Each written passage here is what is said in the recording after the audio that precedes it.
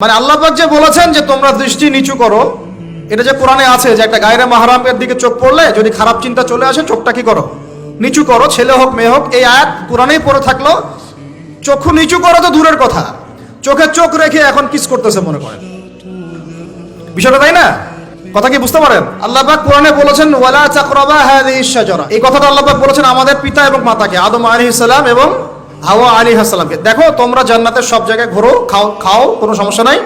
ওয়ালা তাকরাবা হাযিহিশ শাজারা, এই গাছে উঠবা না কথাটা এমন না, এই গাছের পাতা ধরবা না কথাটা এমন না, এই গাছের ফল টান দিও না কথাটা এমন না, এই গাছের ছায়ায় বসিও না কথাটা এমন না। আল্লাহ পাক বলছে ওয়ালা তাকরাবা, এই গাছের কাছেও, আরো জোরে বলেন, এই গাছের কাছেও, এই গাছের কাছেও যেও না।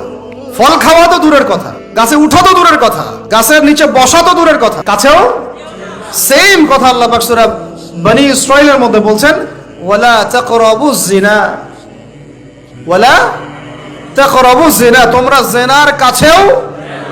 বলা হয় নাই যে তুমি দেখা সাক্ষাৎ করো না, ভ্যালেন্টাইন্স ডে পালন করো না, তুমি ওর হাত ধরো না, তুমি ওর দিকে খারাপ নজরে তাকিও না, তুমি ওকে কিস করো না, তুমি সব করো কিন্তু বিশেষ কাজটা করো না, অন্তরঙ্গ মিলিত হয়েও না, এগুলো বলা হয়নি। কি বলা হচ্ছে? ওর কাছেও